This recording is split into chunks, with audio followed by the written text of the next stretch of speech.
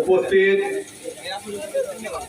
সম্মানিত সুধী, আজকে বিএনপি ভারপ্রাপ্ত চেয়ারম্যান জনাব তারেক রহমানের নির্দেশনায় এবং ৩১ দফা বাস্তবায়নে দুনিয়া 4-5-6 আয়োজিত আজকের এই সমাবেশের সম্মানিত সভাপতি প্রিয় আশরাফ ভাই এবং সঞ্চালনায় আছে প্রিয় মজু ভাই, এবং আজকে আপনাদের মধ্যে আমাদের সকলের গর্ব নাসিরনগরের রত্ন, নাসিরনগর গণমানুষের নেতা আজকে আপনাদের মধ্যে উপস্থিত অ্যাডভোকেট কামরুজ্জামান মামুন।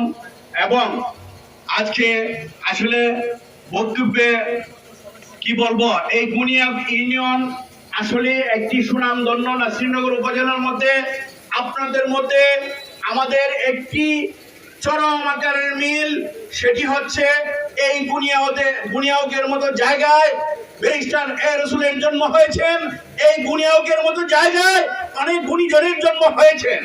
সেই সুবাদে আমরাও গর্ববোধ করি। আমার বাড়ি ফান্দাও গ্রামে, আমি আজকে আপনাদের সম্মুখে ডাকে নিয়ে এসেছি।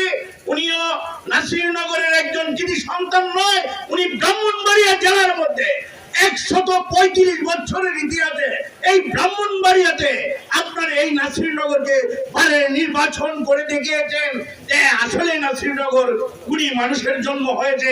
এর মধ্যে একজন হচ্ছে অ্যাডভোকেট কামরুজ্জামান মামুন।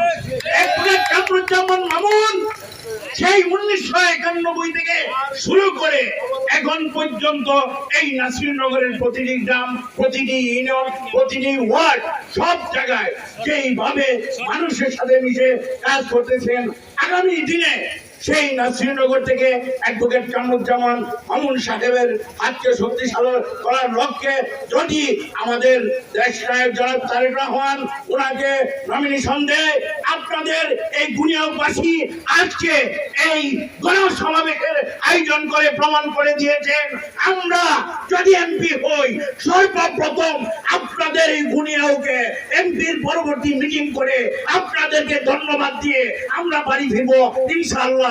সেই আশা ব্যক্ত করে আমি আমার সংক্ষিপ্ত বক্তব্য এখানেই শেষ করতে চাই। নাসিরনগর উপজেলা শ্রমিক দলের পক্ষ থেকে সবাইকে আন্তরিক ধন্যবাদ ও শুভেচ্ছা জানিয়ে দেশনেত্রী বেগম খালেদা জিয়া জিন্দাবাদ, জনাব তারেক রহমান জিন্দাবাদ, আমার নেতা নাসিরনগর মানুষের নেতা অ্যাডভোকেট কামরুজ্জামান মামুন জিন্দাবাদ, শহীদ জিয়া প্রেসিডেন্ট, শহীদ জিয়া অমর হোক। ধন্যবাদ সবাইকে। আসসালামু আলাইকুম।